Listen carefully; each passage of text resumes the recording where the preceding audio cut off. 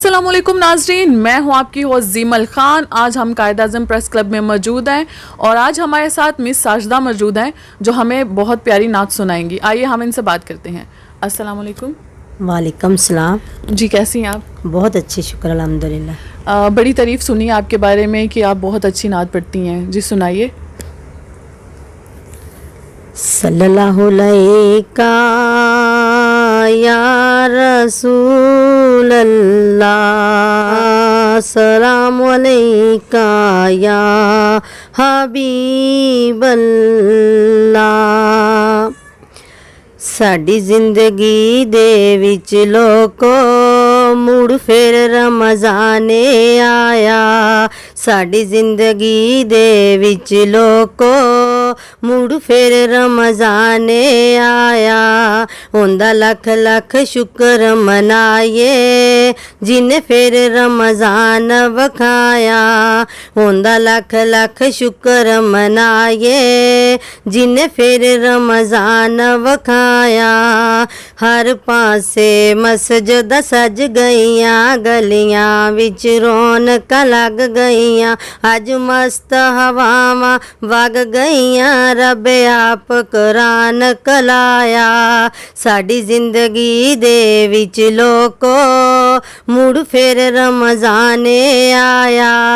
हुंदा लख लख शुक्र मनाइए जिन्हें फिर रमज़ान वखाया।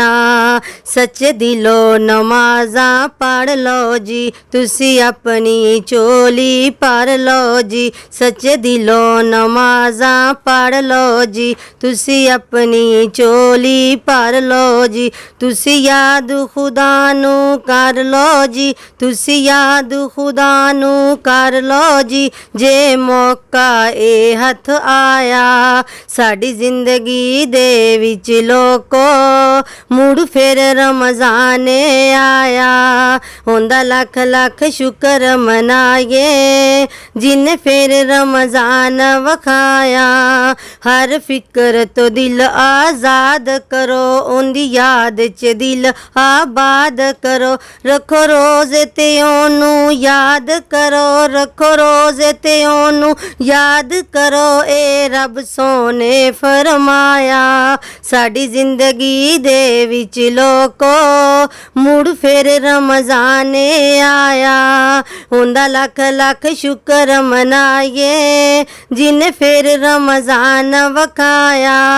तू दरूद नबी ते पचाया कर, तू बंदिया शुक्र मनाया कर। तू दरूद नबी ते पचाया कर, तू बंदिया शुक्र मनाया कर। उंदी याद दा विरद पकाया कर, उंदी याद दा विरद पकाया कर। तेनू रब ने रंग चढ़ाया। साडी जिंदगी दे विच लोको मुड़ फिर रमज़ाने आया। उंदा लख लख शुक्र मनाइए जिन्हें फिर रमज़ान वखाया। उंदा लख लख शुक्र मनाइए जिन्हें फिर रमज़ान वखाया। इसके साथ ही मुझे इजाज़त दें। सीनियर कैमरामैन अली हमजा, सूरज टीवी HD लाहौर।